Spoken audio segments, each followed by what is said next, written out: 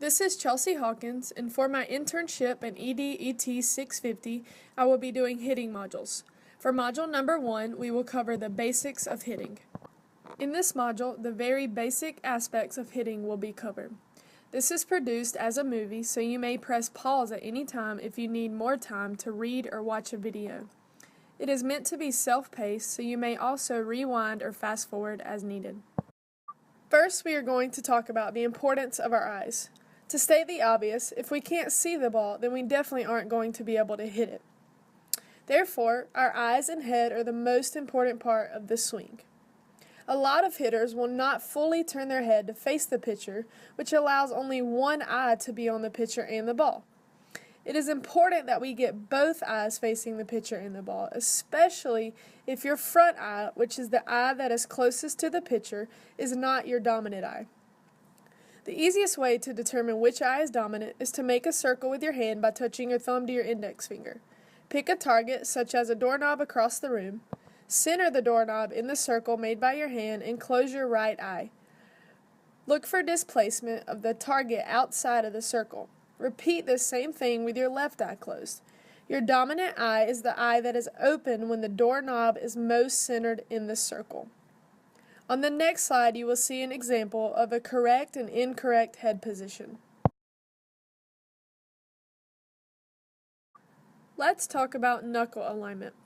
Most people have heard that you line your door knocking knuckles up. These are the knuckles in which you would knock on a door with. However, this can lead to both elbows pointing downward, and we need our back elbow to be slightly up in a powerful position. It is not completely wrong to say this, especially for a younger kid whose elbows are flaring out, but I have found there's a more effective and accurate way. Please see the next slide for an example of the door knocking knuckle alignment.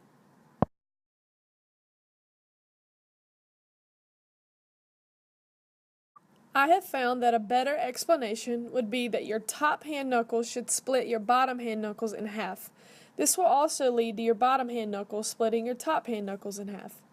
This allows the back elbow to be slightly up in a powerful and athletic position.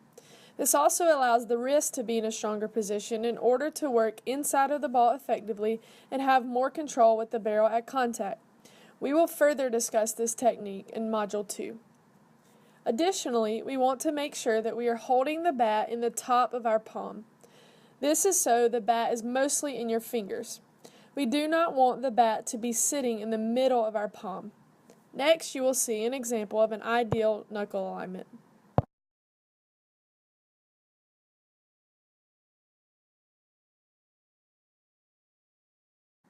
Next, we are going to talk about start positions.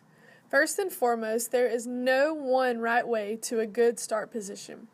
The more advanced players you watch have all kind of different stances. Some are simple and some seem crazy. The start position isn't really all that important. The most important thing is that the hitter is comfortable. For younger ages, it's okay to tell hitters to start with their knees just about shoulder width apart.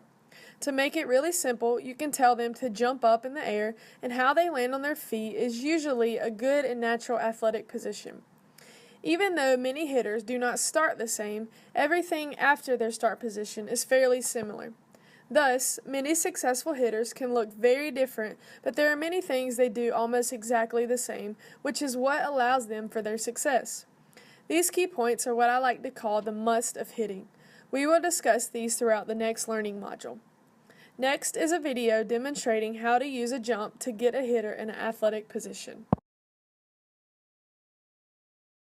The two most common start positions that you will probably see are a normal closed stance and an open stance.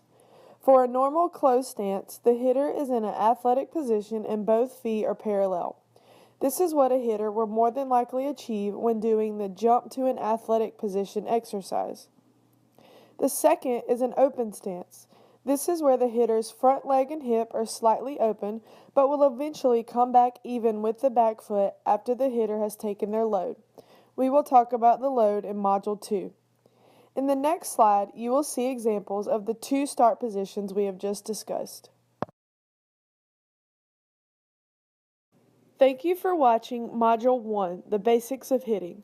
A lot of the techniques that were discussed in this module will be discussed further in depth in the next few modules, so be sure to stay tuned.